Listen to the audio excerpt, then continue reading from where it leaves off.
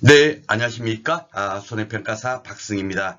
자, 오늘은 그 재배환경 온도에 대해서 공부할 텐데요. 온도도 통상 한 두 문제 정도가 나옵니다. 하나의 문제는 뭡니까? 농학자들이 그 연구한 그 이론적인 내용, 그걸 갖고 한 문제가 출제가 되고 있고, 실질적으로 또 한 문제는 재배학적 관점에서 야, 온도가 너무 높을 때 어떻게 되는가? 예, 온도가 너무 추울 때 어떻게 되는가? 이런 것으로 이제 문제가 출제되는데요. 주로 더울 때보다도 추울 때 피해를 많이 보죠. 그죠? 그러다 보니까 뭡니까?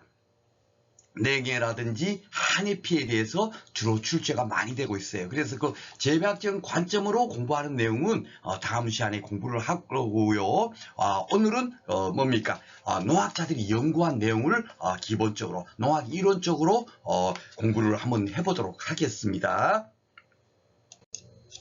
자, 온도를 이제 그 구분을 했는데, 요것도, 쉽게 말해서 뭡니까? 우리가 달달달달 외울 이유가 없는 거예요. 예, 없고, 단지 어느 정도 이 개념만 파악을 하면 됩니다. 실질적으로 너무 네이버 같은 데 검색해도 정확하게 이 의미가 어떻다라고 나와 있는 경우가 거의 없습니다. 저도 조금 혼돈스럽기도 하고, 그렇지만은, 제가 나름대로 그런 혼란스러운 것을 조금 정리해놨다라고 생각하시면 되겠습니다. 하나하나 그냥 살펴보겠습니다. 온도를 이제 어떻게 부르고 있는가 재배학적으로 한번 살펴보겠습니다. 생육 가능 온도라고 돼 있죠. 생육이 어떻게 있죠? 가능한 온도예요. 쉽게 말해서 시금치가 우리가 재배를 할 때 시금치가 생육 가능한 온도가 어떻게 될까요? 시금치는 좀 찬 기온에서도 잘 자라죠. 그죠? 그러니까 통상 이 얘기가 이제 정확한 건지는 아닙니다.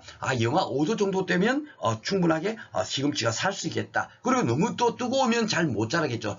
서늘한 곳에 잘 자라니까. 그죠? 그러니까 한 영상 10도. 그 사이가 생육 가능 온도더라. 유효한 온도더라. 그렇게 여러분께서 이것을 이해를 하면 됩니다. 그러니까 작물 생육이 가능한 온도의 범위. 그래서 최저 온도, 시금치 같으면은 영하 한 5도 정도다. 예, 만약에 생육 최고 온도가 뭐다? 예, 영상 10도 정도 되더라. 이렇게 뭡니까? 여러분께 개념을 잡으시면 되겠어요. 작물별로 다 다르겠죠. 그러니까 생육 가능 온도가 다 다를 겁니다. 따뜻한 곳에서 잘 자라는 작물은 이 생육 최저 온도가 더 높을 거고요. 추운 곳에서 잘 자라는 것은 생육 최저 온도가 더 낮을 겁니다. 그렇죠? 그렇기 때문에 생육 최저 온도가 몇 도부터 몇 도까지다. 이렇게 우리가 공부하는 게 아니에요. 그렇죠? 각 뭡니까? 그 작물별로 다 다르니까. 단지, 뭡니까?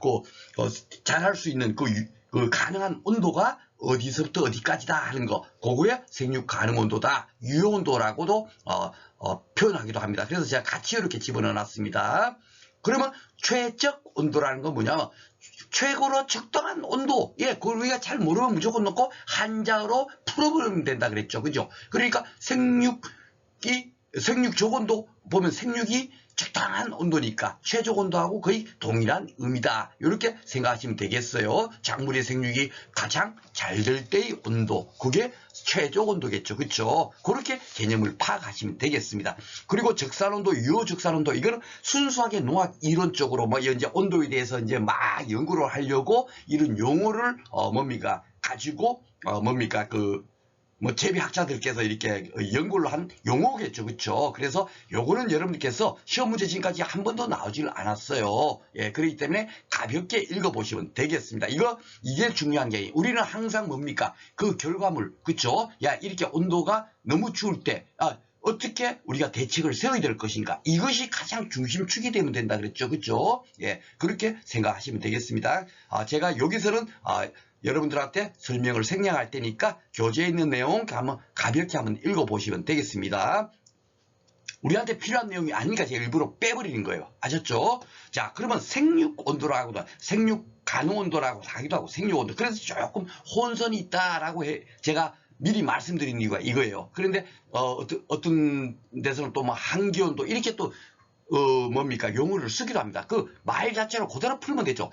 온도 한계점에 다다른 온도다라고 생각하시면 돼요. 쉽게 말해서 우리가 그 시금치가 영하 5도부터 영상 10도에서 잘 자란다. 이것이 이제 생육 가능 온도일 거 아닙니까? 근데 만약에 영하 6도다.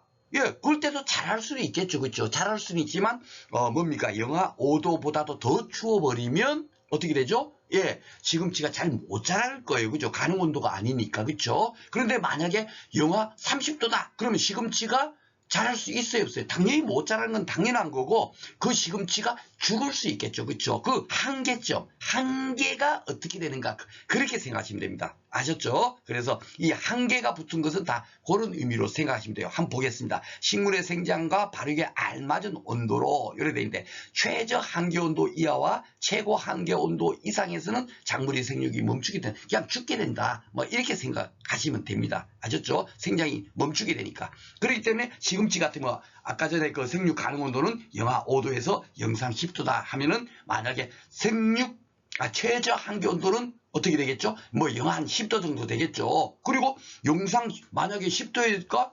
유온도라고 아까 생육 가능 온도라고 했는데 영상 10도가 아니고 영상 15도에서도 자랄 수는 있어요. 그죠? 그런데 만약에 영상 30도다. 그러면은 시금치가 잘 못 자라는 걸 떠나갖고 그럴 때 되면 야 너무 뜨거우니까 그는 작물이 재배가 아예 안 되고 죽어버릴 수가 있지 않습니까? 그거를 최고 한계 온도다 이렇게 여러분들께서 이해를 하시면 되겠습니다. 이걸 갖고 저 직접적인 시험 문제 나온 게 딱 한 번 사례 문제가 나왔어요. 근데 그 문제도 제 개념대로 풀으시면 그렇게 어렵지 않습니다. 그 정도만 개념만 잡으시면 되겠어요. 그래서 여기 이제 이게 딱 한 번 나왔는데 어떻게 나왔냐면 다음 중 뭐 내한성이 뭡니까? 가장 큰 건 뭐고 가장 작은 건 뭐냐? 이렇게 한번 느닷없이 나온 거예요. 농학 이론적으로. 이것도 당연하게 언제 나왔겠죠? 그렇죠, 여러분. 천연도에 나온 거야. 예, 농학 이론 이런 거 출제하는 분들께서 내버리신 거예요. 그러다 보니까 이런 문제가 나온 겁니다. 그래서 제가 어쩔 수 없이 교재에 일단 나왔으니까 또다시 그걸 완전히 논의를 하기 못해서 이렇게 집어넣었어요. 그래서 사과가 가장 사과는 영하 30도에서 결국은 최저 한계 온도가 된다는 얘기죠. 30도가 지나면 완전히 사과가 죽어버리겠죠. 그죠? 그러니까 영하 20도에도 사과는 살아는 있어요. 그런데 생육 가능 온도는 영하 20도 이런 건 아니겠죠. 그렇죠? 예. 바로 그렇게 생각합니다. 그리고 우리한테 필요한 거는 실질적으로 재배학적으로 필요한 거는 이거지. 이 한계 온도는 아닐 겁니다. 그렇죠? 우리 재배학적으로는 그렇게 중요한 게 아니에요. 단지 이것이 이제 그 작물이 죽게 된다. 예. 죽게 된다. 이렇게 여러분께서 생각하시면 됩니다. 그래서 사과가 가장 높고 그다음에 배, 그다음에 복숭아, 포도 이런 식으로 한계 온도가 돼 있더라고요. 예, 그래서 포도가 가장 그래도 한계 온도가 낮죠, 그죠? 최저 한계 온도가. 그래서 우리 여러분께서 이거 어떻게 외우면 좋냐면 만약에 이거 나오지는 않겠지만 그래도 혹시 나온다 치면은 아주 가볍게 여러분께서 2차 공부를 하시면 사과배, 단감, 떫은감을 공부를 한 다음에 포도, 복숭아, 자두를 배울 거예요. 예, 순수가 그렇습니다. 과수분에 가면 그러면은 사과배 요 그대로 이제 떠올리시면 되죠. 사과, 배, 그 다음에 포도, 복숭아인데 그거만 순서 바꿔서 복숭아, 포도. 예, 그죠? 그렇게 여러분께서 가볍게 기억을 해놓으시면 되겠습니다. 이거 몇 도시냐 이것까지는 외울 이유가 없겠죠. 만약에 그렇게 출제가 됐다 치면은 야 출제는 요 한번 해버리고 요거 한번 해버리는 게 제일 편합니다. 이거 여러분들께 이런 것까지도 공부하라고 제가 말씀드리고 싶지 않습니다. 그래서 죄송합니다. 여기 보면 이제 생육적은 이거는 이제 마이수이죠. 재배학적으로 생육의 가장 적당한 온도, 그죠? 그러니까 최저 온도하고 같은 거예요. 작물이 가장 잘 자랄 수 있는 안 맞은 온도, 작물이 생육이 가장 왕성한 온도 이렇게 풀어놨을 뿐이지 동일한 의미다 이렇게 생각하시면 되겠습니다. 그래서 요 뒤에 게 이제 중요한데 작물 종류에 따라서 생육 온도가 다르지만 당연히 다르죠, 그렇죠? 예, 따뜻한 곳에서 잘 자라는 작물은 생육 조건이 높을 거고 추운 곳에서 잘 자라는 작물은 어떻게 생육 조건이 낮을 거 아닙니까? 그렇죠? 예, 바로 그거예요. 그런데 이제 통상적으로 20도, 25도 정도가 이제 생육 조건이다. 요걸 갖고 묻지도 않아요. 아셨죠? 그냥 대체적으로 이 정도 좀 따뜻할 때 잘 자라겠죠. 그렇죠? 영하 10도에서 생육 조건이 될 리가 없지 않습니까? 그렇죠? 그렇게 가볍게 생각하시면 되겠고 여름 작물에 비해서 겨울 작물이 생육 조건이 낮다. 당연한 얘기죠. 겨울에 잘 자라는 작물이 거기는 겨울에도 잘 자라는 거는 어떻게죠? 저골이 당연히 낮겠죠. 그죠? 예, 쉽게 말해서 영상 5도가 저골이 될 수 있고 여름 작물은 어떻습니까? 당연하게 영상 25도 이럴 때가 생육 저골이 되겠죠. 그렇죠? 그렇게 생각하시면 되겠습니다. 자, 그리고 이제 온도에 따른 광합성과 호흡. 왜 제가 요걸 슬라이드를 하나 뺏겼어요.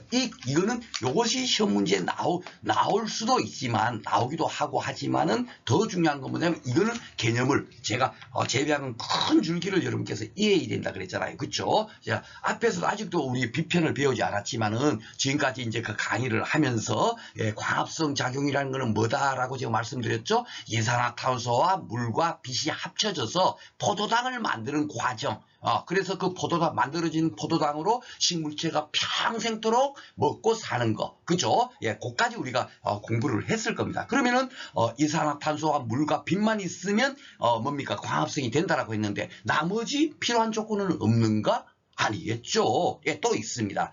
그래서 그런 비편에 가서 제가 따로 이렇게 설명을 드리는데, 당연하게 온도도 적정하게 따뜻할 때 잘 되겠죠. 쉽게 말해서 영하 100도다, 영하 70도다 할 때 광합성이 잘 될 리가 없잖아요. 상식적으로 생각해도. 그렇죠? 그러니까 당연하게 온도도 영향을 굉장히 광합성하고 하는데, 호흡하고 하는데 온도도 영향을 미친다는 거예요. 광합성 작용, 호흡 작용은 뒤에 비편에 가서 제가 따로 말씀을 드리겠습니다. 그래서 온도가 상승하면, 온도가 따뜻하면 하여튼 여러분 재배 좋을 것 같아요? 나쁠 것 같아요? 제가 항상 재배학을 지금 여러분들하고 강의를 하면서 재배 좋은 거야? 나쁜 거야? 요걸로 여러분들하고 지금 강의를 하고 있잖아요. 그죠? 그거만 딱 명심하시면 된다 그랬죠. 온도가 따뜻하면 당연하게 재배적으로, 그렇죠? 좋을 거예요. 그렇죠? 그러니까 광합성 속도가 증가. 광합성이 잘 되네. 온도가 높으니까. 그렇죠? 양분 흡수가 증가. 재배 좋아요. 그죠? 호흡 속도를 빠르게 하며 작물의 증상량을 증가시킨다. 이거 좋네. 그렇죠? 이렇게 여러분께서 이해하시라고 제가 이걸 따로 이렇게 하나 뺐어요. 그러니까 온도가 그냥 대충 그냥 뭡니까? 냉해 있고 이런 것뿐만이 아니라 광합성, 빛과도 이렇게 연결돼 가지고 광합성 작용에도 영향을 끼치고 있다. 예, 요 개념을 잡으라고 요 슬라이드를 만들었습니다. 자, 그리고 이제 또 하나는 이제 변온과 작물 생육에서 요것도 직접적으로 지금 출제가 안 되고 있는데, 제가 출제원이라면 요런 것을 내고 싶어요. 이 변온이라는 게 뭐냐면, 변은 변하다 할 때 그걸 거고요. 한자로. 그죠? 온은 온도겠죠. 그죠? 온도가 변하는 거. 예, 온도가 변하는 것과 작물 생육과 어떤 관련성이 있느냐? 예, 이거예요. 근데 통상적으로 우리가 뭡니까? 지금 산소가 그 대기 중에 무한정 우리에게 공급되니까 산소의 고마움을 모르지 않습니까? 그죠? 만약에 산소가 없다면 지금 난리 났을 거예요. 그죠? 예, 산소 때문에. 예, 그런 것처럼, 낮에는 온도가 따뜻해졌다가 밤에는 온도가 어떻죠? 차지죠. 그렇죠? 밤에는 당연하게 온도가 내려갈 거 아닙니까? 이렇게, 뭡니까? 낮과 밤의 온도가 변화하고 있지 않습니까? 그걸 갖고 변온이라고 하는 거예요. 낮과 밤의 뭡니까? 결국은 그 일교차, 그죠? 그것을 갖고 변온이라고 하는 거고. 근데 그 변온, 낮과 밤의 그 온도가 달라지는 것이 뭡니까? 작물 생육에 어떻게 영향을 끼치는가? 그 우리 재배학을 공부하는 우리로서 당연히 알아야 되겠죠. 그렇죠? 그러니까 낮에는 따뜻하니까 광합성, 바로 직전에서 온도가 높을수록 광합성이 잘 되더라 했으니까 낮에는 광합성이 잘 될 거야. 그 역할을 해주는 거예요. 그리고 밤에는 온도가 내려가죠. 온도가 내려가면 어떻게 되냐면은 호흡을 잘 할 수 없어요. 예. 그 광합성 작용할 때보다도 호흡을 할 때 온도가 더 높아야 호흡이 되거든요. 그러니까 당연하게 밤에는 뭡니까? 온도가 내려가니까 호흡을 못 하는 겁니다. 예, 그것이 그렇게 되는 것이 과연 작물 생육이 어떠냐 하면은 작물 결실에 굉장히 좋다라는 겁니다. 요 개념을 여러분께서 아셔야 돼요. 우리가 지금 매일같이 이렇게 낮과 밤이 바뀌니까 아무것도 그냥 뭡니까? 왜 그렇게 바뀌는 것이 좋은지를 모르는 상태에서 살아가고 있는데, 그것 때문에 우리가 이렇게 작물이 생육해서 우리가 먹고 싶은 걸 먹고 지금 하고 있는 거예요. 아셨죠? 자, 그래서 밤에 제가 요 이제 따로 이렇게 빼놔놨죠. 밤에 온도가 낮아져. 그러면 호흡량이 적어지죠. 예, 온도가 높아야 호흡도 높아질 거 아닙니까? 바로 직전 슬라이드에서 봤습니다. 그쵸? 광합성도 온도가 높을수록 광합성도 잘 되고 호흡량도 높아진다. 그랬는데 온도가 낮아지니까 호흡이 적어지겠죠. 광합성도 당연히 안 될 거고. 그죠? 그러니까 호흡을 안 하면, 쉽게 말해서 우리가 숨을 헐떡헐떡 쉬어야 되는데 호흡을 안 하면 가만히 있으면 어떻게 됩니까? 호흡도 안 하면 에너지를 낭비를 하나도 안 하겠죠. 그죠? 예, 우리가 열심히 운동하면 숨을 할딱할딱 거리잖아요. 그러면 운동을 많이 하면서 뭡니까? 에너지를 소모를 할 텐데 그 호흡이 안 한다는 얘기는 결국은 에너지 소모를 하나도 안 하는 거예요. 그러면 에너지 소모를 하지를 않으면 이렇게 작물체가 결국 어떻게 돼요? 아무런 에너지 소비를 하지 않으면 그 결국은 요게 지금 고추입니다. 그죠? 예, 고추. 일부러 뭡니까? 밤에 이제 그 고추 사진 찍은 거, 그걸 한번 내가 찾아갖고 또 이렇게 여러분한테 요걸 이해시키려고, 하나 여기에 붙인 거예요. 그 고추가 밤에 어떻게 씁니까? 에너지 소비를 안 하면 결국 고추가 점점 더 커지고 이렇게 될 거 아닙니까? 그렇죠? 그러니까 결국은 뭐가 된다? 고추가 잘 자라게 되는 거예요. 그러니까 작물 결실에 효과적이다. 이렇게 여러분께서 이해를 하시면 된다. 낮과 밤에 그 온도차로 인해서 결국 그것이 작물 생육에 굉장히 많은 공헌을 해주고 있구나. 그렇게 생각하시면 됩니다. 그리고 이렇게 요것도 초년도에 농학 이론적인 문제가 나왔다 그랬잖아요. 거기서 이제 나왔는데 그게 참 어렵더라고요. 그래서 저도 이게 어떤 의미인가 해갖고 제 나름대로 깨달은 게 이거였어요. 한번 보겠습니다. 고랭지에서 배추 재배. 고랭지 배추 여러분들 아시죠? 배추 많이 재배하잖아요. 근데 왜 고랭지에서 배추를 재배할까 이거죠. 그죠? 왜? 결론은 뭡니까? 여러분 우리는 참 이런 거 저런 거 따질 필요 없어요. 고랭지 배추를 재배하는 이유는 거기서 배추가 잘 자라고 품질이 좋은 배추가 생산되니까 고랭지에서 지금 재배를 하고 있을 거예요. 배추가 수확량도 적고 품질도 나쁜데 말라고 고랭지에서 배추를 재배하겠어요. 그렇죠? 당연한 결과입니다. 무조건 넣고 좋으니까 작물 재배 좋으니까 하는 거예요. 그래서 제가 항상 우리 마인 사고를 그렇게 가지고 있으면 된다. 그러면은 재배하기 문제 어떤 문제든지 다 풀 수 있어요. 지난 시간에 강조한 벌마늘 피해 이런 것들도 다른 거 필요 없습니다. 그냥 피해를 입었어. 그러면 무조건 넣고 재배 환경이 나쁘니까 그렇게 피해를 입지. 우리는 이 사고로 들어가면 된단 말이에요. 그쵸? 예, 바로 그겁니다. 자, 그래서, 고냉지는, 광합성이 필요한 온도. 온도는 적정하게, 이제 고냉지지만 어느 정도 적정하게 20도, 25도 되겠죠? 예, 그런데, 호흡작용을 하려면, 광합성에 필요한 온도보다도 더 높은 온도를 필요로 하는 거야. 그런데 20도, 25도 갖고는 호흡작용이 왕성하게 되지 않아요. 호흡을 별로 못하면 이렇게 호흡을 못하면 어떻게 된다고요? 물질 축적량이 증대되죠. 예, 그러면서 과실 품질이 좋아지는 거야. 호흡량이 적으니까 배추를 고랭지에서 재배하니까 광합성은 잘 돼서 전혀 포도당 만드는 데 이상이 없고 잘 돼요. 작물이 잘 자라고 있어. 그러니까 호흡이 적어지니까 그것이 도리어 그런 물질 축적량이 증대돼 갖고 과실 품질이 좋아져서 어떻게 되죠? 배추가 더 좋은 거예요. 일반 노지에서 그냥 일반 재배하듯이 하는 것보다도 고랭지 배추가 더 맛있는 거예요. 그죠? 그래서 하는 겁니다. 그러니까 그래 호흡작용이 결론은 뭐냐? 호흡작용할 때의 온도보다도 광합성 작용할 때의 온도는 더 낮더라. 요거를 하나 깨달을 수 있는 거죠. 그렇죠? 그 다음에 이제 기출문제 제가 한번 풀어보겠습니다. 여러분께서 요 하나 똑 올려놓으시면 만약에 어려운 문제 진짜 간혹 가다가 그 불이탄 문제 나오잖아요. 그렇죠? 예, 그 불이탄 문제라는 게 특별한 게 아닙니다. 그냥 이론적인 전혀 생뚱맞은 문제가 나올 수가 있단 말이에요. 그렇죠? 그럴 때 대비를 하면 되겠습니다. 그리고 우리는 재배 환경이 중요하기 때문에 재배 환경에서 제가 지금 강조하는 그런 마인드 있지 않습니까? 그런 사고 같은 거를 꼭 명심하고 계시면 되겠습니다. 그리고 요 DIF 해갖고 주야간 온도차 해갖고 요거는 교재에다 명조체로 실어놨어요. 명조체로. 그죠? 명조체로 편집됐죠? 요런 건 고딕체인데 그죠? 왜 명조체로 했냐면 이거는 우리 시험 범위가 아니에요. 우리 시험에서는 출제가 안 됐습니다. 안 됐는데 농산물 품질관리사에서 한 2회, 3회 이 정도씩 출제되고 있어요. 그러니까 느닷없이 이런 문제가 나올까 해가지고 이게 100% 나올 것 같으면 제가 이걸 또 딱 설명해서 하겠지만은 그런 정도는 아니고 그래도 기출이 꾸준하고 되고 있으니까 혹시나 이런 게 우리 시험 문제 느닷없이 불이탄 문제로 나온다면 우리가 한번 슬쩍이라도 공부해 놓으면은 충분하게 대응할 수가 있잖아요. 그죠? 그런 의미에서 교재에다 실어 놓은 거예요. 한번 보겠습니다. DIF 그냥 가볍게 보세요. 주야간 온도차를 갖고 DIF라고 하는 거예요. 즉 낮과 밤의 온도차. 그걸 갖고 이제 DIF라고 한다. 그래서 DIF의 의미는 뭐냐? 이꼬르 주간 평균 온도에서 야간 평균 온도 뺀 거예요. 쉽게 말해서 이걸 당연하게 DIF 값은 뭐가 돼야 돼요? 0보다 큰 값이 나오겠죠. 낮의 온도가 높고 밤의 온도가 낮아요. 근데 무슨 DIF를 이러고 뭐 연구하지? 그죠? 근데 여기 잘 봐보세요. 정의 DIF에서는 절간 시장을 촉진하며 초장이 증건. 당연히 작물이 잘 자라겠죠. 예, 낮에 온도가 밤의 온도보다 높아야 지금 작물이 지금 자라고 있으니까. 그렇죠? 당연한 얘기예요. 그렇게 이해를 하시면 됩니다. 정의 DIF 이런 거 다른 거 생각할 거예요. 아니 낮에 온도 평균 온도 빼기 밤의 평균 온도 낮의 평균 온도가 만약 20도다 밤의 평균 온도가 10도다 그러면 빼면은 10이란 값이 나올 거 아니에요. 당연하게 플러스 이 정의 값이니까 작물이 잘 자란다 이렇게 생각하면 돼요. 그런데 부의 DIF에서 이게 왜 나왔나 저도 곰곰이 생각했어요. 그런데 이제 제 나름대로 생각입니다.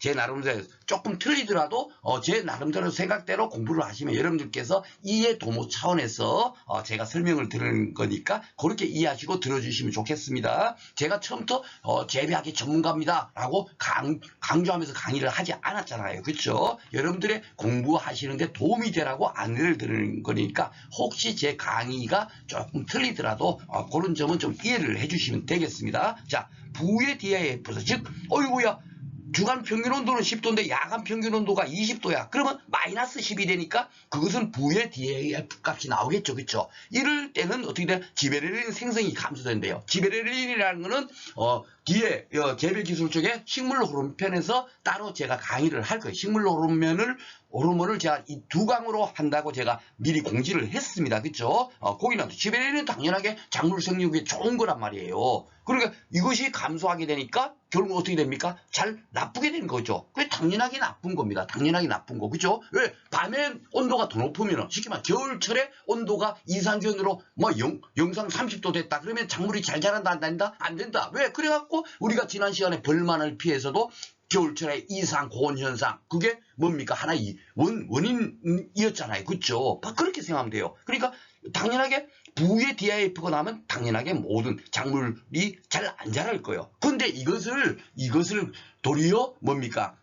제가 볼 때는 농업적으로 이용을 하는 거야. 어디서 이용을 하냐면은 시설 재배를 하자요. 시설 재배. 일반적인 노지 재배에서는 절대적으로 낮의 온도가 당연히 높겠죠. 근데 시설 재배를 하게 되면 온도를 인위적으로 조절할 수 있단 말이에요. 그렇죠? 그러니까 낮에는 정상적으로 쉽게 말해서 20도인데 평균 밤에를 막 그냥 난로를 떼버리는 거야. 난로를 떼갖고 어떻게 되죠?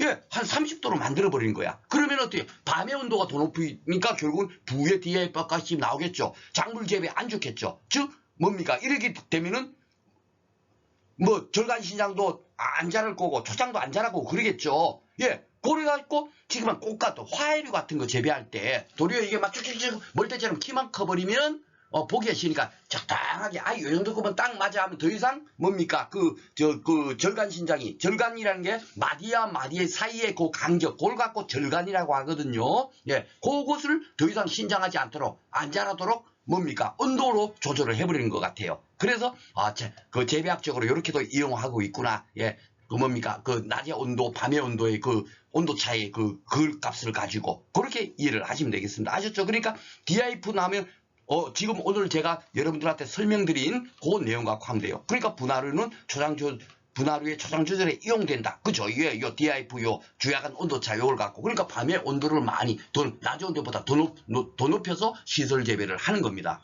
화해류를. 그죠? 그렇게 해서 적당하게 이 정도 끄면 딱 보기 좋아. 그까지만 키우려고 밤의 온도를 더 높여서 작물을 재배하는 게 아닌가 그런 생각을 하게 됩니다.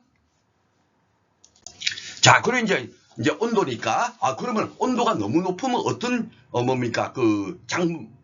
재배학적으로, 영향을 끼칠까요? 당연하게 적당한 온도가, 생육 조건이 가장 좋은데 온도가 너무 높으면 당연하게 작물에 피해가 있겠죠. 그죠? 그거 그냥 간단하게 여러분께서 생각하시면 돼요. 일소 피해 나와 있죠. 일소라는 게 뭐냐면 햇빛의 과실이 타들어가는 거. 이렇게 타들어가 버리는 거예요. 여름 뜨거울 때 땡볕에 영상 한 35도, 36도 되면 이렇게 타들어갈 수 있죠. 그죠? 예, 수분을 머금고 있는데 거기다 햇빛이 딱 비쳐버리면 익어버리잖아요. 과실이. 그걸 갖고 일소피해라고 하는 겁니다. 고연장애. 그쵸? 그건 당연한 거야. 결구장애. 이렇게 배추가 이렇게 원래 쏙 오므라들면서 자라야 되는데 결구가 안 돼버려요. 그러면 이게 배추의 기능을 잘 못하는 거죠. 그쵸? 결국 재배적으로 안 좋게 되는 거. 조기 추대라는 건 뭐냐면 추대가 적당할 때 쉽게 말해서 7월 5일 날에 추대가 돼야 되는데 5월달이 돼버린 거야. 그러면 이 추대가 된다는 얘기는 뭐냐면요. 이 추대된 다음에 여기 꽃이 핀단 말이에요. 꽃이 필 때부터가 뭐라 그랬죠, 여러분? 제가 앞에서 벌써 설명을 드렸어요. 그렇죠? 생식생장. 꽃이 피기 전까지는 뭐요? 영양생장. 줄기가 자라고 잎이 자라고 요까지는 영양생장이고 꽃이 딱 피는 순간부터는 생식생장이 돼요. 생식생장이 돼버리면 어떤 결과가 있는지 아세요, 여러분? 영양생장이 안 되겠죠. 더 이상 이제 잎이나 줄기가 자라지 않겠죠. 사람도 그렇잖아요. 적당히 딱 성숙해버리면은 쉽게 말해서 20대 초반까지 딱 자라다가 그다음부터는 성장이 멈추죠. 그쵸? 예, 바로 그거예요. 예, 작물도 똑같습니다. 꽃이 딱 피는 순간부터 잎이 더 이상 자라지 않고 줄기가 더 이상 자라지 않는 거예요. 이렇게 돼버리면 예를 들자면 잎을 먹는 그런 작물이라고 치면 꽃이 딱 피는 순간부터는 잎이 더 이상 안 자라니까 뭡니까? 그 재배하려는 그 목적을 달성할 수 없는 거죠. 그러니까 조기추대가 좋은 거다, 나쁜 거다? 나쁜 거다. 예, 그러니까 그것도 너무 이렇게 온도가 높으면 조기추대. 아이고, 막 온도가 높은 온도 째죠. 아이고 좋아 하면서 그냥 막 꽃이 적당히 피어야 되는데 미리 피어버리는 거. 그쵸? 그걸 갖고 조기추대를 한다. 그리고 나머지 뭐 발라불량, 착가불량, 품질제야. 이거는 설명 생략하겠습니다. 그죠? 당연하게 이렇게 나쁜 결과가 나오겠죠. 그죠? 다음 중 고온장애 영향이 아닌 것. 이런 식으로 문제가 나와요. 그래서 제가 사진까지 오려 붙였습니다. 자, 그리고 이제 그 목초의 하고 현상. 요거는 초년도에 한번 이렇게 나왔어요. 그래서 이제 간단하게 그냥 살펴보겠습니다. 다시 이렇게 이런 문제가 나올 거냐라고는 제가 이제 뭡니까? 여러분들한테 꼭 공부하세요 하지는 않습니다. 이런 거. 단지 이제 나온 문제, 우리가 앞으로 예상되는 문제 모든 걸 다 공부를 하는 거죠. 그렇죠? 그러면서 정말 금년도에 꼭 나오고 하는 건 제가 2번, 3번 귀따대지 않도록 이제 떠들 겁니다. 그렇죠? 예. 하고 현상이라는 걸 잘 모르면 뭐라고요? 그렇죠? 한자로 풀자. 예, 그겁니다. 여름, 그거는 고사가다. 뭐 이런 거겠죠. 여름에 고사하는 현상 이거예요. 이 의미가 뭐냐면 제가 여기 교재에다 이래 심어놨지만 쉽게 말해서 추운 데서 잘 자라는 그런 어떤 그 뭡니까 그 작물이 있다 치면은 그것이 우리나라는 그냥 뭡니까 봄, 여름, 가을, 겨울이 있잖아요. 그렇죠? 추운 데서 잘 자라면 계속 추워버리면 괜찮은데 잘 자랄 텐데 우리나라는 추웠다가 그다음에 어떻게 해요? 여름엔 또 더워 이래 될 거 아닙니까? 그러니까 그 추운 데 잘 자라는 작물이 여름에는 어떻게 되겠죠? 예, 여름에 고사하는 현상이 나타난다. 그렇게 생각하시면 됩니다. 아셨죠? 예, 그래갖고 그 대표적으로 레드크로버가 있더라. 레드크로버라는 서늘한 곳에서 잘 자라기 때문에 하고 현상이 심하게 나타난다. 요 하나 그냥 뭡니까 이게 학자께서 이렇게 연구한 결과를 그대로 이렇게 교재를 만들었을 거고 그걸 갖고 그 위에 또 공부하시는 분들이 이걸 갖고 공부를 했으니까 요걸 계속 써먹겠죠. 그죠? 그러니까 여러 가지 많이 있겠지만 레드크로바 이렇게 나와 있으면 우리는 요 정도까지만 대표적으로 기억을 하시면 되겠습니다. 나머지는 그냥 생략하겠습니다. 가볍게 읽어보셔도 여러분 충분하게 풀 수가 있을 겁니다. 요 개념 잡는 것만 중요하고 나머지는 대책은 뭐냐 이러면 이렇게 하니까 어떻게죠? 쉽게 말해서 광재한테 물을 많이 이렇게 해주고 홈파하고 밥 먹어하고 그렇게 하면 되겠죠. 그렇죠? 자, 그러면 이제 문제 한번 풀어보도록 하겠습니다. 자, 오늘 또 문제가 꽤 되죠. 2, 3, 5 이러잖아요. 그죠? 자, 온도 영향에 관한 설명으로 2에 3에 이런 거는 대부분 다 뭐다? 과거에 노학 이론 이런 거 출제했던 분들이 내신 거다라고 생각하고 만약에 조금 진짜 이런 거 나오면 어떡하지? 너무 걱정하지 않으셔도 됩니다. 제가 그래서 8회, 9회, 10회는 따로 뒤에 빼드리잖아요. 최근에 출제 경향 그렇죠? 그렇기 때문에 옛날에 있었던 것도 그냥 가볍게 우리가 공부해보자는 차원에서 모든 걸 지금 다 풀어드리는 겁니다. 아시죠? 시간이 좀 그렇기 때문에 시간이 더 걸리는 거예요. 제가 이제 상법 본편하고 농제법 같은 경우는 1회부터 10회까지 절대로 다 풀어주지 않습니다. 안 그래도 되기 때문에. 그렇지만 재배학은 이런 문제 나오고 저런 문제 나오고 이런 것도 나왔고 모든 것을 그렇게 나왔기 때문에 모든 것을 지금 제가 다 풀어드리는 거예요. 아셨죠? 요것만 하면 됩니다 하면 여러분께서 저를 100% 신뢰하지 못하잖아요. 근데 다 풀어드리고 난 다음에 보니까 진짜 박승희 선생님이 말한 것처럼 그렇게 개념을 갖고 공부하니까 어떤 문제가 나와도 충분히 풀 수 있겠네? 자신감을 심어 드릴 수가 있잖아요. 그죠? 그렇기 때문에 지금 다 풀어주는 거예요. 자, 작물 재배 중에서 온도의 영향에 관한 설명으로 옳은 것 그랬습니다. 예, 요 이제 내용이 나오지만 요거는 이제 다음 시간에 당장 배웁니다. 크게 걱정 안 하셔도 돼요. 조직 내 결빙이 생겨 탈수하는 피해가 발생하는 것을 내용에 결빙이 생기는 거는 냉해가 아니고 동해라고 어를 동자 써서 동해라고 하거든요. 그래서 요거는 틀렸습니다. 다음 시간에 또 설명을 하겠습니다. 오늘 여기서 다 해버리면 또 이제 시간도 많이 걸리고 다음 시간에 또 강의할 게 없잖아요. 그죠? 예. 자, 2번 세포 내 유기물 생성이 증가하면 에너지 소비가 심해져 내열성이 어떻게 되겠죠? 야, 유기물은 무조건 좋은 거니까 내열성도 열에 견디는 성질도 당연하게 재배학적으로 어떻게 돼야 되겠어요? 증가해야 되겠죠. 그렇죠? 그래서 제가 유기물은 좋은 거야 이렇게 기억하라고 하는 이유가 그겁니다. 아셨죠? 그걸 그렇게 써먹는 거예요. 어떤 지문이 나오더라도. 아셨죠? 이제 여러분들 자꾸 이제 감을 잡아 가실 겁니다. 야, 진짜 박선수 선생님 말대로 그렇게 하는 것이 진짜 맞구나라는 것이 팍 느껴지실 겁니다. 그죠? 자, 3번 준화작용은 처리강은 상관없이 온도에 영향을 받아요. 요 준화작용도 뒤에 가면은 재배기술 쪽에 가서 이제 작물의 생육 쪽에 가서 따로 이제 공부를 해드리겠지만은 보리 같으면은 원래 이제 가을에 심어야 되잖아요, 그죠? 근데 가을이 지나고 봄에 심으면은 싹은 터요. 싹은 트는데 꽃이 안 펴버리는 거야. 그렇기 때문에 그 경우에는 어떻게 하냐면 저온 처리를 한 다음에 봄에 파종하면 지가 알아서 꽃까지 피어요. 그래서 그런 경우를 준화 처리한다라고 하거든요. 바로 그 내용입니다. 근데 그 처리량과 상관없이 온도에 영향을 받는다. 이거는 말도 안 되는 거죠. 그렇죠? 예, 당연하게 이렇게 영향을 그 처리량과 당연히 상관이 있겠죠. 그렇죠? 그러니까 이것도 벌써 틀린 거고 탄소 정화 작용의 최적 온도 범위는 호흡 작용보다 낮다. 이게 바로 제가 어렵다 하는 거 바로 그거였었어요. 그래갖고 제가 앞에서 그 고랭지 배출을 제가 설명드렸잖아요. 고랭지 배출은 똑같은 25도에서 재배하는 건데 과합성은 잘 되는 온도인데 25도가 호흡 작용은 30도가 돼야 호흡 작용이 잘 되는데 25도니까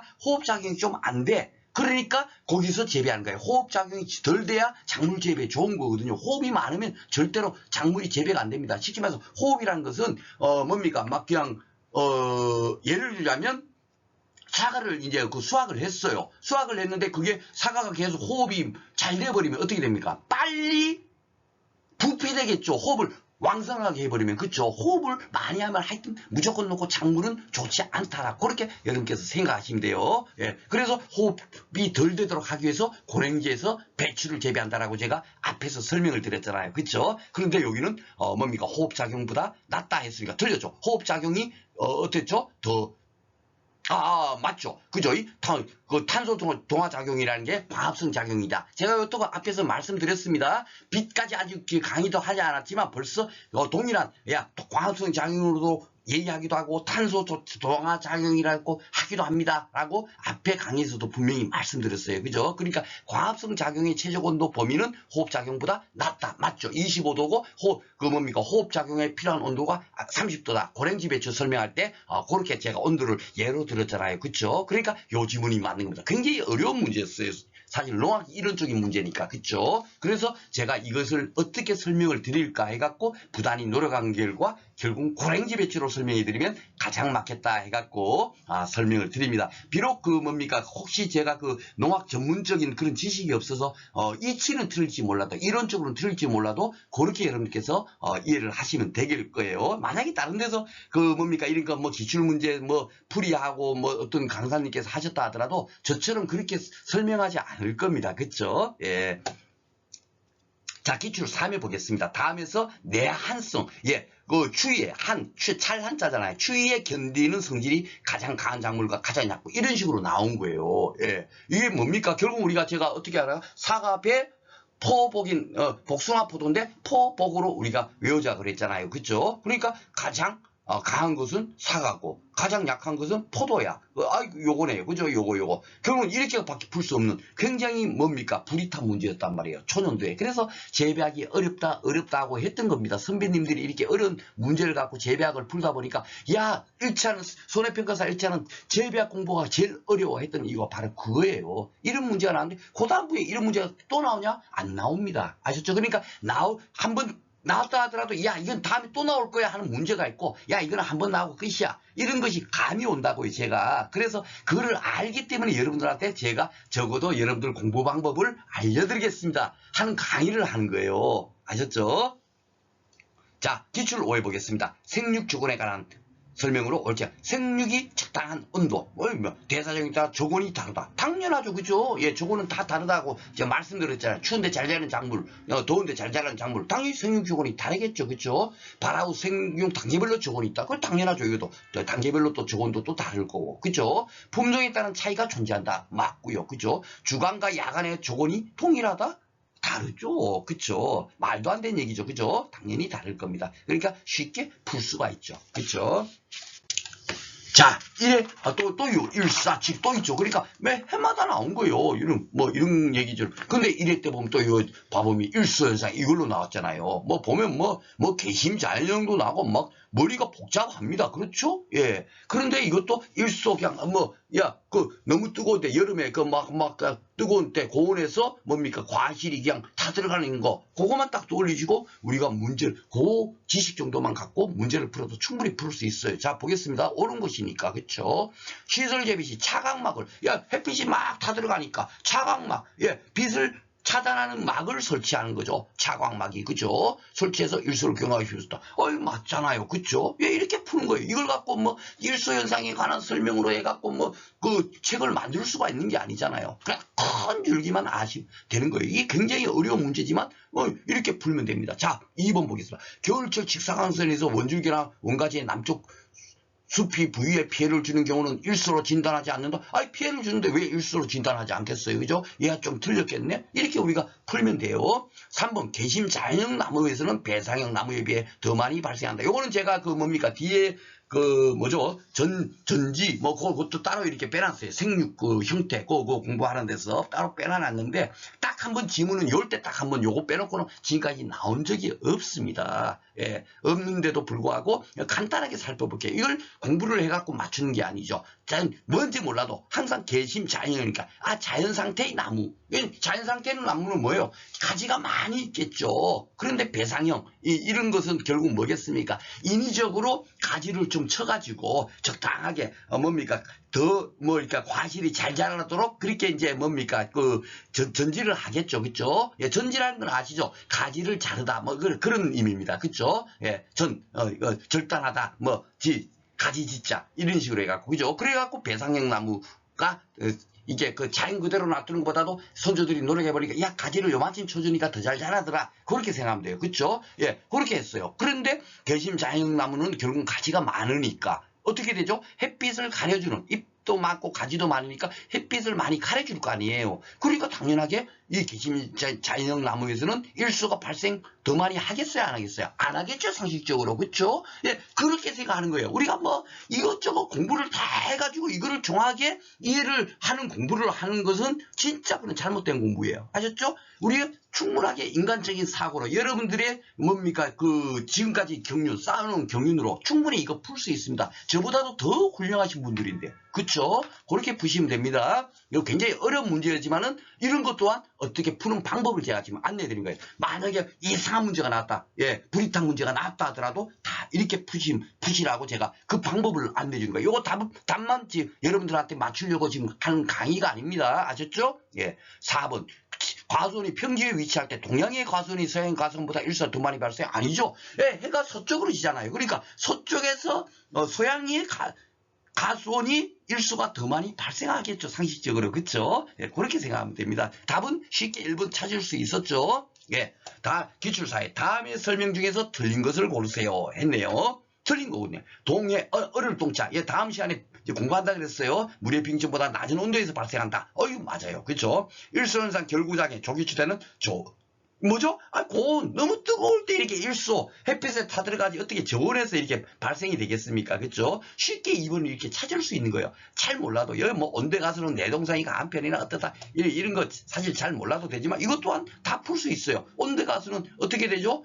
그냥 따뜻한 기온에서 잘 자라는 과수는 내동성이 강한 편. 그죠? 맞죠? 열대 가수는 어떻게 뜨끈뜨끈한 아주 고온에서 잘 자라죠. 예, 거기는 당연하게 어떻게 되죠? 내동성이 약하죠. 한 30도에서 잘 자라는 그런 과수 품목이 있는데, 영상 한 15도 정도 돼버리면, 아이고, 추워, 나으러 죽겠네 하고 잘 안 자랄 거 아닙니까? 내동성이 약할 수밖에 없잖아요. 그죠? 그렇게 생각하시면 돼요. 이걸 갖고 우리가 연구하고 할 이유가 없습니다. 그렇죠? 예. 그냥 할 일 없는 노학자님들께서 막 이것저것 해갖고 뭐 몇 프로, 야, 이거 몇 도에서 잘 자라고, 이거는 몇 도부터 몇 도까지가 가장 뭐 생육 가능 온도고, 이렇게 연구해냈을 뿐이지, 우리는 뭡니까? 큰 틀로만 알면 되는 거잖아요. 그쵸? 자, 서리 피해 방지로 톱밥 및 안겨뜨리고 있다. 이것도 다음 시간에 배웁니다.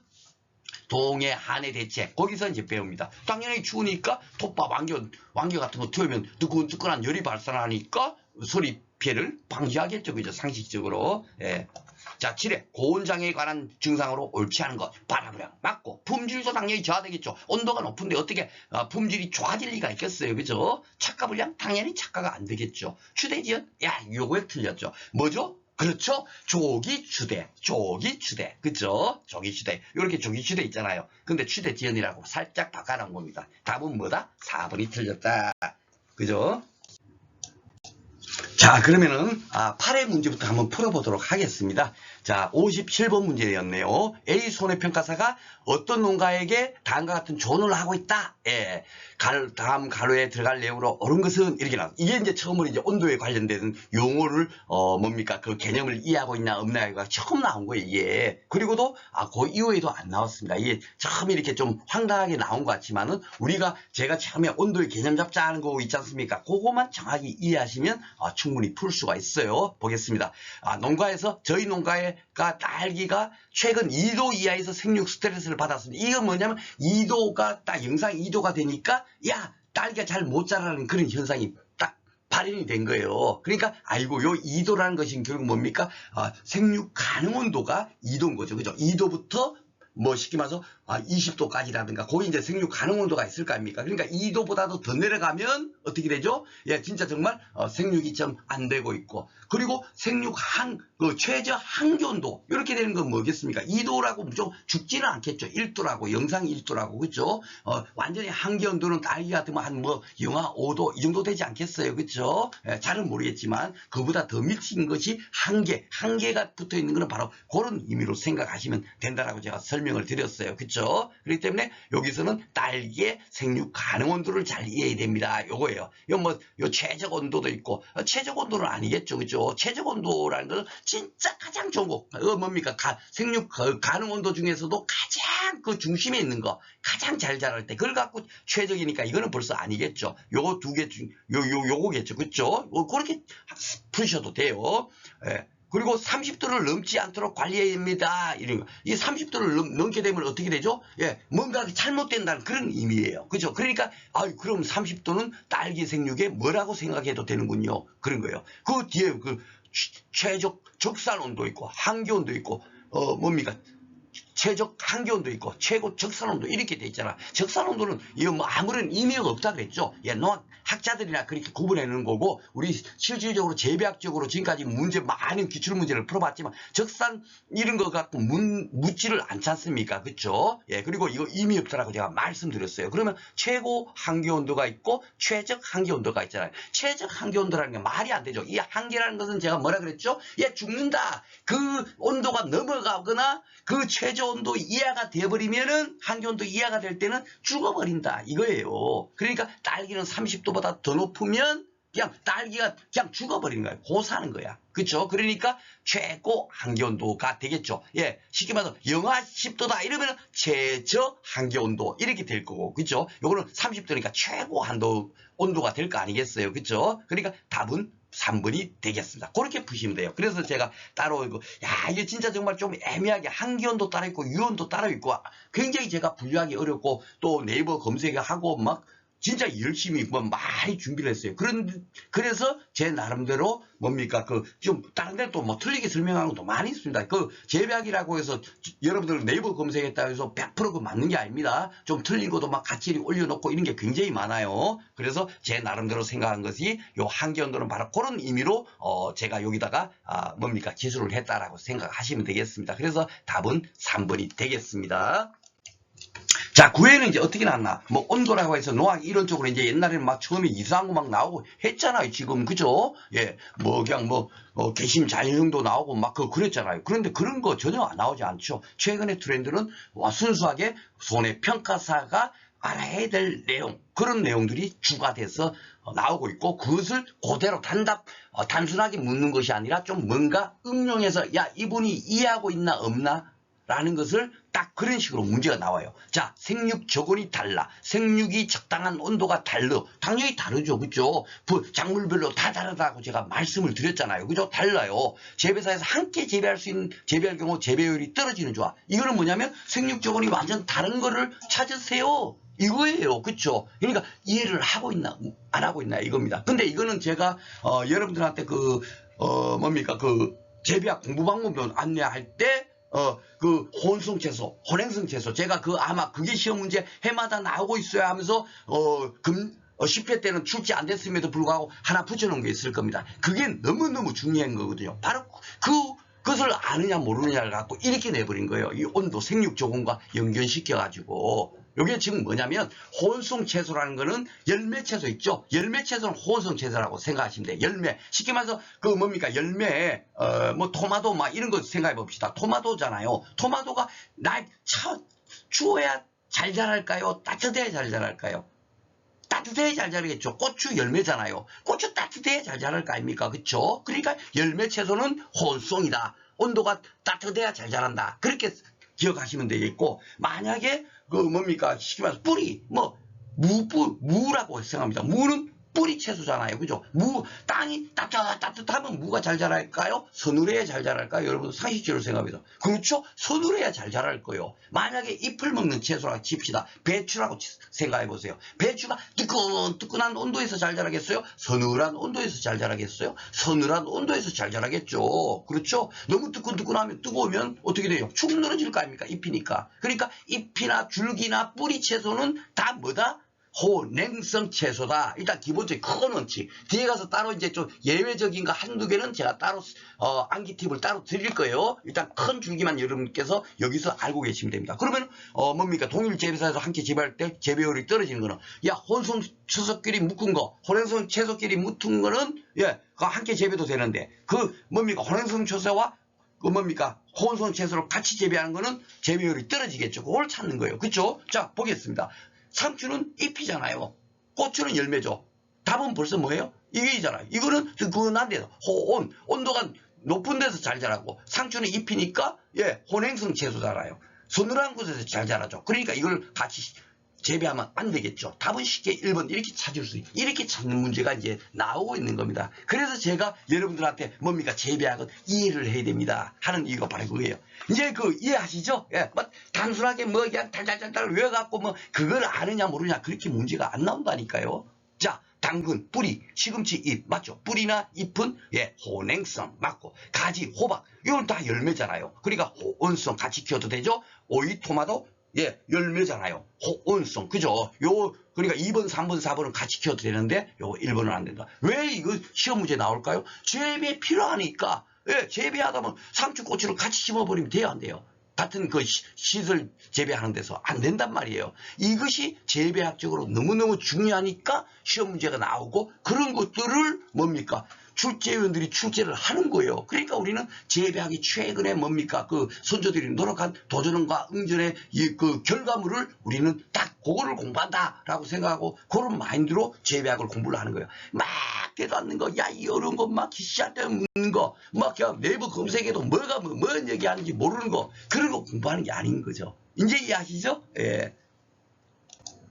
자, 그게 또 나왔죠. 여기 봐보세요. 용도에서 저장할 경우 저온장애 발생하는 채소만은 나이라는 거. 요게 이제 사실은 이제 다음 시간에 저온장애 따로 배웁니다만, 왜 여기서 넣냐면은 지금 여기서는 생육 저온 이런 것들을 지금 오늘은 강의하고 있잖아요. 그러다 보니까 제가 여기에 오늘 강의에서 지금 편집을 한 겁니다. 그러니까 저온장애 발생하는 채소라는 얘기는 뭐냐면 결국은 뜨뜻한 온도에서 잘 자라는 작물은 저온장애가 잘 피해를 받겠죠. 쉽게 말하면 서늘한 곳에서 잘 자라는 작물인데 왜 저온장애가 발생하겠어요? 저온장애는 영상의 온도에서 발생하는 장애거든요. 뒤에 바로 다음 시간에 그대로 연결해서 강의를 할 겁니다. 그러니까 당연하게 이것은 뭡니까? 호온성 채소를 찾으면 되는 거예요. 배추는 잎이니까 혼행성, 뿌리니까 혼행성. 그쵸? 아닌 거예요. 마늘, 예, 줄기채소. 양파, 줄기채소잖아요. 당연히 잎줄기채소는 혼행성이라 그랬죠. 그쵸? 그러니까, 서늘한 곳에서 잘 자라는데 좋은 장애가 발생할 이유가 없죠. 그쵸? 당근 뿌리, 예, 시금치 잎, 예, 이거 다 혼행성입니다. 그쵸? 근데 가지 토마토는 뭐예요? 그렇죠. 열매잖아요. 열매니까 뜨끈뜨끈한 데서. 뜨끈뜨끈한 온도에서 잘 자라니까 이게 호온성인 거예요. 이거 작물의 분류에서 따로 또 강의를 하겠지만 이게 시험 문제 나오는 거예요. 왜? 이 정도로 중요하니까. 그걸 갖고 우리가 재배학적으로 이용하는데 그 내용을 알아야만이 뭡니까? 그 재배학적으로 우리가 사용할 수 있잖아요. 그것이 시험 문제라는 겁니다. 그러니까 요거는 열매 채소니까 결국 호온성 채소니까 어떻게 되죠? 좋은 장애가 발생하는 채소겠죠. 그렇죠? 그래서 답이 4번인 거예요. 참 9회 2문제 나왔는데 출제원이 어느 분이신지 이런 문제가 처음 나왔거든요. 예. 근데 저는 쉽게 이렇게 딱 그냥 그 출제원의 의도가 파악이 되더라고요. 아주 좋은 문제였죠. 자, 이렇게 해서 이제 오늘 이제 온도 이제 노학 이런 쪽의 문제들 출제된 거 다 이제 풀어봤고요. 다음 시간에 이제 드디어 이제 주로 이제 고온은 오늘 공부를 했습니다만은 일수라든지 결구장이라든지 조기시대라든지 그죠? 착가불량 이런 거 있지 않습니까? 이런 피해가 있더라. 그걸로 끝인 거예요. 그쵸? 왜냐면 그 대책이란 건 사실 큰 대책이 없잖아요. 온도가 30도 40도인데 우리가 의미로 온도 30도 너무 뜨거우니까 25도 적당하게 우리가 기온을 만들 수가 없죠. 그쵸? 그러니까 대책이 없는 거예요. 그런데 이제 저온에 대해서는 대책이 있을 수 있죠. 그쵸? 그러니까 저온에 너무 이렇게 추워졌을 때 작물이 피해를 입었을 때 어떻게 우리가 선조들이 노력했는가 하는 것에 대해서 다음 시간에 공부하도록 하겠습니다. 오늘 또 여러분들 공부하시느라고 수고 많으셨습니다.